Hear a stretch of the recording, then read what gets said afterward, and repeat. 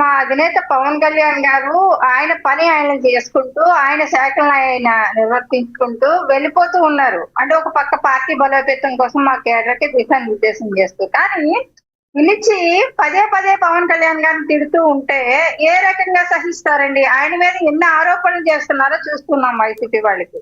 వాళ్ళకి సమాధానం కూడా చెప్పకూడదు. వాళ్ళు అన్నట్టు పడి ఉండాలి అంటే ఏ వ్యక్తికైనా సరే గాని సహనం, ఓర్పు ఉంటది. కానీ మా అధినేత పవన్ కళ్యాణ్ గారు లోపల అగ్నిగుండంలా మండుతున్నా సరే గాని బయటకి నవ్వుతూ ఒక మాట చెప్తారండి. అదంతా కూడా నేను ఇమ్యూనిటీగా వాడుకుంటున్నాను. తిట్టండి, తిట్టండి అని. అంటే తిట్టండి, తిట్టండి అని తిట్టించుకోవడం ఎవరికైనా సరదానా అండి? ఎవరికైనా కావాలా అది? కానీ పదే పదే వైసీపీ వాళ్ళు పవన్ కళ్యాణ్ గారినే టార్గెట్ చేస్తున్నారంటే దానికి కూటమి కూర్పు కానీ ఇవాళ ప్రభుత్వం ఏర్పడడానికి కానీ కానీ ఇక్కడ ఇంకొకటి ఉంది కృష్ణవేణి గారు, ఒక్క మాట, ఏ రోజు కూడా పవన్ కళ్యాణ్ గారు సహించినప్పటికీ కూడా వైసీపీని ఎండగొట్టకుండా ఆగలేదుగా. మరి మీరు కూడా తిట్టారుగా, మీరేమైనా కామ్గా ఉన్నారా? కామ్గా లేరు కదా. గతంలో కొంతమంది వైసీపీ గోండాలని గతంలో అన్నా ఇప్పుడన్నా అది పవన్ కళ్యాణ్ గారికే చెల్లింది. పవన్ కళ్యాణ్ గారు మాట్లాడిన మాటల్లో ఒక్కోసారి క్లారిటీ మిస్ అవుతుందని వైసీపీ వారు ఆరోపిస్తున్నారు. వాస్తవం లేదంటారా? సార్, క్లారిటీ మిస్ అయింది అంటే అది జగన్మోహన్ రెడ్డి గారికి వాళ్ళ కేడర్ గురించో వాళ్ళ పార్టీ గురించో వాళ్ళు చూసుకుంటే తెలిసిపోతుందండి. ఇప్పుడు సిచ్యువేషన్ తగ్గట్టుగానే మాట్లాడతారు తప్ప లేకపోతే అభూత కల్పనలో లేకపోతే అప్పటికప్పుడు కొత్తగా కంటెంట్ క్రియేట్ చేసుకునో మాట్లాడరండి. అక్కడ జరిగినటువంటి పరిణామాల మీద పవన్ కళ్యాణ్ గారు మాట్లాడుతున్నప్పుడు పవన్ కళ్యాణ్ గారిని తక్కువ చేసి చూపించడానికి కొంతమంది చేస్తున్నటువంటి కుట్ర. అంటే ఆయనకి రాజకీయ పరిపక్వత లేదు, లేకపోతే ఆయన సైకలాజికల్ గా మెంటల్ గా వీక్ గా ఉన్నారన్న టైప్ లో మాట్లాడడం, వైసీపీ నాయకులు కూడా ప్రెస్ మీట్లు పెట్టి మాట్లాడినటువంటి పరిస్థితి ఉంది. ఆ విషయంలో చూసుకుంటే మా అధినేత పవన్ కళ్యాణ్ గారు అంతా కూడా మెంటల్ గా అలాగే ప్రజల పట్ల కూడా ఒక నిబద్ధతతో పనిచేసేటువంటి నాయకుడు. ఆయన అంతా పర్ఫెక్ట్ గానే ఉన్నారు. కానీ మానసిక పరిస్థితి బాగుంది ఎవరికంటే సార్, 11 వచ్చినా సరే గానీ అసెంబ్లీలోకి అడుగు పెట్టకుండా బయట నానా గలాటా చేస్తున్నటువంటి వైసీపీ నాయకులు వాళ్ళ అధినేత మానసిక పరిస్థితి ఏ రకంగా ఉంది అన్నది కూడా ఒకసారి సమీక్షించుకోవాలి. ఎందుకంటే మా అధినేత పవన్ కళ్యాణ్ గారు ఆయనకి ఇచ్చినటువంటి శాఖలు సమర్థవంతంగా నిర్వహిస్తూ ఉన్నారు. అలాగే వైసీపీ చేస్తున్నటువంటి ఎదురుదాడిని సమర్థవంతంగా ఎదుర్కొంటున్నారు. అలాగే మా క్యాడర్ కి పార్టీని బలోపేతం చేయడంలో కూడా ఆయన దిశానిర్దేశం చేస్తూ ఉన్నారు. అంటే అక్కడ క్యాడర్ కూడా మొన్న కూడా కాకినాడ మీటింగ్ లో చెప్పడం జరిగింది. పదే పదే వైసీపీ వాళ్ళు అబద్ధాన్ని ప్రజల్లోకి తీసుకెళ్లి ప్రభుత్వం మీద విపరీతంగా టార్గెట్ చేస్తున్నప్పుడు మీరు మాట్లాడండి అని మా జనసేన నేతలకి, ఎమ్మెల్యేలకి, ఎంపీలకి, ఎమ్మెల్సీలకి కూడా చెప్పడం జరిగింది. అలాగే ఇవాళ కేడర్ లో ఉన్నటువంటి మాకులాంటి నాయకులందరూ కూడా పార్టీ ఆఫీస్కి వెళ్ళినప్పుడు కూడా ఆయన వివరించడం జరిగింది. అంటే దేన్నైనా సరే మేము అనేక సార్లు లోపల చాలా బాధపడుతూ ఉంటాం వైసీపీ వాళ్ళు కానీ గారు గతంలో. ఇప్పుడు ఒకటి నిన్న పవన్ కళ్యాణ్ గారు మాట్లాడిన దానిలో అంటే మీరు శృతి మించి తిట్టొద్దు కానీ తిట్టిన వాళ్ళకి తిట్టుతోనే సమాధానం చెప్పాలని పరోక్షంగా చెప్పారు అనుకోవాలా? ఎందుకంటే పంతం నానాజీ గారిని అలా తిట్టమని నేను అనను అంటూనే అదేవిధంగా మీరు మాట్లాడితే మేము కామ్గా ఉండాలా, తూకం వేసినట్టుగా తిట్టాలి అంటారు అని చెప్పడాన్ని ఎలా చూస్తారు? ఒక ఉప ముఖ్యమంత్రి ప్లేస్లో ఉండి తిట్టుకి తిట్టు సమాధానం అని మీరు భావిస్తున్నారు అనే వాళ్ళకి ఏం చెప్తారు మీరు? లక్ష్మీనాథ్ గారు ఇక్కడ స్థానికంగా నాయకులు పంతం నానాజీ గారిని ఎంత టార్గెట్ చేసి మాట్లాడారో, ఆయన ఎన్ని భరించారో మా అధినేత పవన్ కళ్యాణ్ గారు మీరు తగ్గండి మన ప్రభుత్వంలో ఉన్నాం కాబట్టి ఆయన ఆపినటువంటి పరిస్థితి. మొదట్లో కూడా పంతం నానాజీ గారిని ఏ రకంగా టార్గెట్ చేసి ఆయన బతుకు తెరువు గురించి కూడా ఏ రకంగా మాట్లాడారు ఇక్కడ దూరంపూడి చంద్రశేఖర్ రెడ్డి గారు అన్నది ప్రజలందరికీ తెలుసు. అంటే ఆయన కుటుంబ చరిత్రని కూడా కించపరుస్తూ మాట్లాడినప్పుడు కూడా చాలా సహనం, ఓర్పుతో పంతం నానాజీ గారికి వ్యవహరించారు అధ్యక్షుల వారి మాట తీసుకుని. కానీ మిటి మీరు పోయి ఇంకా పదే పదే టార్గెట్ చేసి మాట్లాడుతున్నప్పుడు మీరు మాట్లాడండి అన్నప్పుడు మాత్రమే ఇక్కడ పంతం నానాజీ గారు బ్లాస్ట్ మాట్లాడడం జరిగింది. గతంలో కూడా పవన్ కళ్యాణ్ గారు ఎక్కడ పోటీ చేస్తే అక్కడ దూరంపూడి చంద్రశేఖర్ రెడ్డి గారు ఇన్ఛార్జ్ చేయించుకొని పవన్ కళ్యాణ్ గారిని ఓడిస్తానని శపథాలు చేసినటువంటి పరిస్థితి. అలాంటి టైంలో ఇప్పుడు మా నాయకత్వం చేతగాని వాళ్ళు కాదు కదండి. ఇప్పుడు ప్రజల చేత అత్యధికమైనటువంటి స్టేట్ లోనే సెకండ్ ప్లేస్ లో మెజారిటీ తీసుకొని గెలిచారు పంతం నానాజీ గారు. ఆయన ఇక్కడ క్యాడర్ ని బలోపేతం చేసుకోవడంలో కావచ్చు, ఆయన ఇంటి తలుపు ప్రజలు ఏ సమస్య ఉండి ఏ టైంలో వెళ్ళి ఆయన గడప ముందుకెళ్ళినా వాళ్ళకి న్యాయం చేస్తున్నటువంటి పరిస్థితి పంతం నానాజీ గారి దగ్గర ఏ సమస్య వెళ్ళినా పరిష్కారం అవుతుంది అన్నది ఇక్కడికి స్ట్రాంగ్ గా ఉంది కాకినాడ రూరల్. ఒక వాదన చాలా బలంగా వినబడుతుంది కృష్ణవేణి గారు ఒక వాదన చాలా బలంగా వినబడుతుంది. గతంలో పవన్ కళ్యాణ్ గారు చెప్పారు, మాట్లాడారు, మీ మీద దాడి కూడా జరిగింది గతంలోని. కృష్ణవేణి గారు మీరు కూడా దానిలో ఉన్నారనుకుంటా. కాకినాడలో గతంలో దాడి జరిగినప్పుడు భీమలా నాయక్ ట్రీట్మెంట్ అనేది ఇస్తాను అనేది సినిమా డైలాగ్ లాగా చెప్పారు. కానీ ఇప్పటి వరకు కూడా ప్రభుత్వం వచ్చాక ఎందుకు ఆయన మీద చర్యలు తీసుకోవట్లేదు?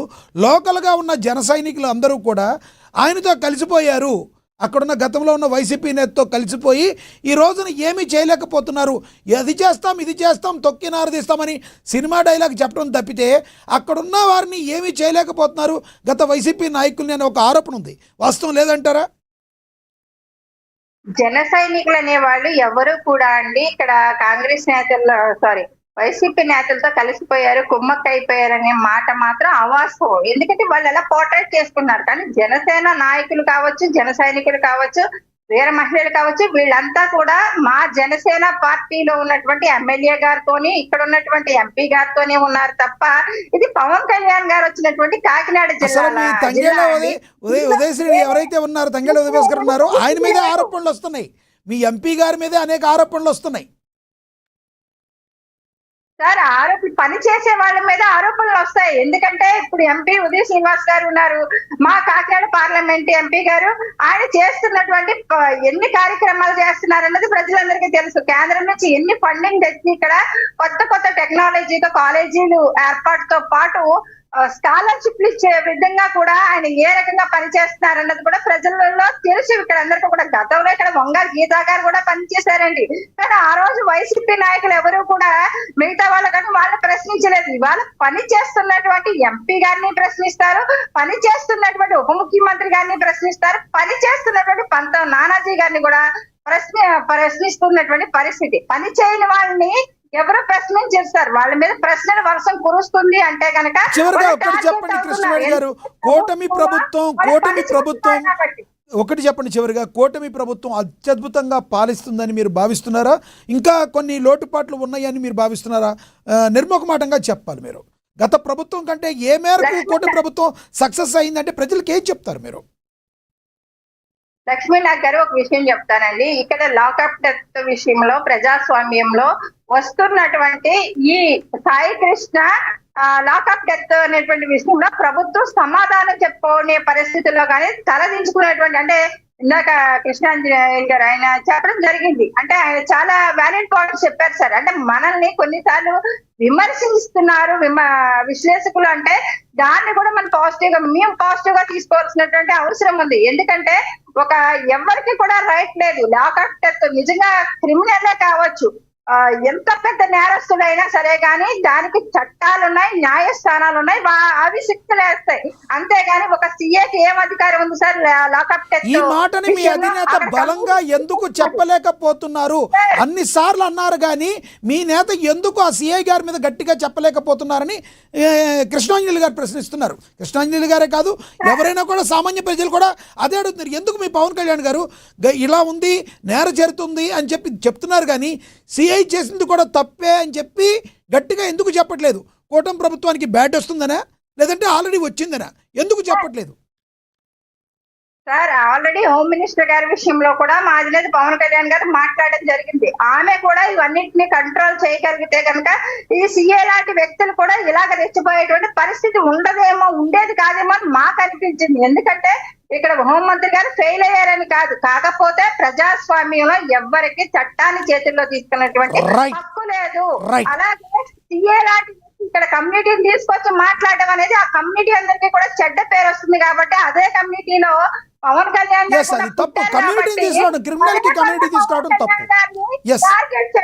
అది తప్పనే కులానికి నన్ను కట్టేయొద్దు అని ఆయన చెప్పడం జరిగింది తప్ప ఇక్కడ కాపులకు అన్యాయం జరిగితే నేను మాట్లాడను, వేరే కమ్యూనిటీకి మాత్రమే జరిగితే నేను మాట్లాడతాను ఆయన ఎప్పుడు అనలేదు సార్. ఏ కమ్యూనిటీకి అన్యాయం జరిగినా సరే కానీ మేము కూడా, ఇంక్లూడింగ్ మేము కూడా ఫస్ట్ మాట్లాడతాం. ఇప్పుడు మా కమ్యూనిటీ అనే కాదు, ఇప్పుడు డ్రైవర్ సుబ్రహ్మణ్యం అనేటువంటి వ్యక్తి డోర్ డెలివరీ చేస్తే చంపి అనంతబాబు డోర్ డెలివరీ చేసినప్పుడు కూడా అనంతబాబు మా కమ్యూనిటీ అయినా సరే కానీ మేము దళితుల పక్షాన్ని నిలబడి పోరాటం చేశాం. కాదండి, అదే అనంతబాబు కమ్యూనిటీ అయినా ఒక దళితుడు చనిపోయాడని అప్పుడు రాజకీయంగా మీకు టీడీపీను జనసేన యూజ్ చేసుకోలేదా? ఇప్పుడు కాపు కమ్యూనిటీ అని వాళ్ళు రాజకీయం చేస్తే మీకు నొప్పి వచ్చింది ఏంటి అని అడిగే వాళ్ళకి సమాధానం ఏం చెప్తారు మీరు?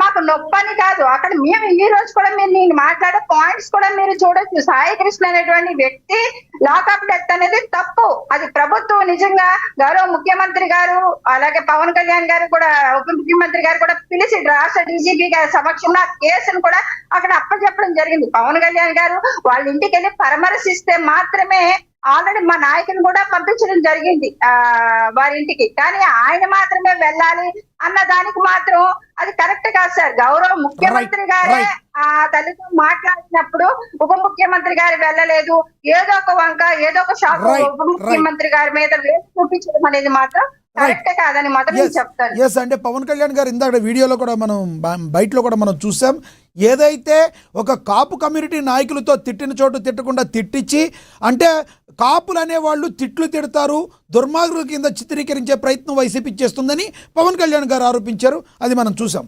ఎస్, కృష్ణాంజలి గారు కంక్లూడ్ చేయండి సార్ ప్లీజ్. మేము మాట్లాడలేదు సార్, ఇస్తాను సార్, ఇస్తాను మధ్యలో అడ్డం పెడతావు. ఏం లేదు సార్, ఓకే రైట్, సారీ.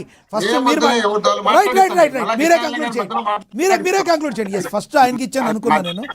మీరే కంక్లూడ్ చేయండి. రైట్, మీరే పరిరక్షణ కమిటీ అనేది ఒకటి వేసినాం వైఎస్ఆర్ కాంగ్రెస్ పార్టీ తరఫున. రైతులు మా దగ్గరకు వచ్చి వేడుకుంటే, అయ్యా మాకు అన్యాయం జరుగుతుంది, మేము భూమిని ఈదలుచుకోలేదు, ఈకున్నా కూడా బలవంతంగా లాక్కుంటున్నారు, మా భూములకు అధికారులు కూటమి నాయకులు కలిసి ఈని భూములకు నీళ్లు వదిలి అక్కడ పాడు చేస్తున్నారు, మీరు మమ్మల్ని కాపాడండి అని వైఎస్ఆర్ కాంగ్రెస్ పార్టీ తరఫున మమ్మల్ని అడిగితే, మేము అక్కడ సిఆర్డీఏ పరిరక్షణ కమిటీ అనేది రైతుల తరఫున ఒక కమిటీ వేసుకొని ఆ కమిటీ అక్కడికి వెళ్ళడానికి ప్రయత్నం చేస్తే లోకేష్ గారికి సంబంధించినటువంటి గూండాలకు ముందే తెలుసు కాబట్టి లోకేష్ గారి పిఏ అధికారులందరినీ పెట్టి మేనేజ్ చేసి స్వయంగా వాళ్ళే కొట్టించిన తర్వాత మళ్ళీ మా వాళ్ళపైనే ఎస్సీ ఎస్టీ అట్రాసిటీ కేసు పెట్టినటువంటి నీచమైన చరిత్ర వాళ్ళకు ఉండి కూడా వాళ్ళు నీతులు చెప్పుకుంటూ వస్తారంటే మీరు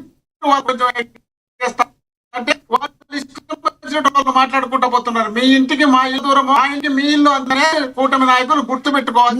కృష్ణాంజలి గారు ప్రశ్నించింది అదే సార్, మిమ్మల్ని జగన్మోహన్ రెడ్డి గారికి అది ఎందుకు గుర్తు లేదు కాదు సార్. మీ ఇంటికి మా ఇల్లు ఎంత దూరమో మా ఇంటికి మీరు ఇల్లు అంతే దూరమని చెప్పారు కదా. జగన్మోహన్ రెడ్డి గారు గతంలో మనోభావాలు దెబ్బతిని అని అడిగారు కదా, ఇప్పుడు ఎందుకు గోల చేస్తున్నారని ఆయన అడుగుతున్నారు. సార్, నేను ఎవరినైనా ఒడిగానే ట్రీట్ చేస్తా, మీరు నా మీద మీరే మాట్లాడండి. ఇందాక కృష్ణాంజలి గారు అదే అడిగారని చెప్తున్నా. క్వశ్చన్ అడిగితే మీకు ఇబ్బందులు వచ్చేస్తాయట కదా సార్, సమాధానం చెప్పలేరా?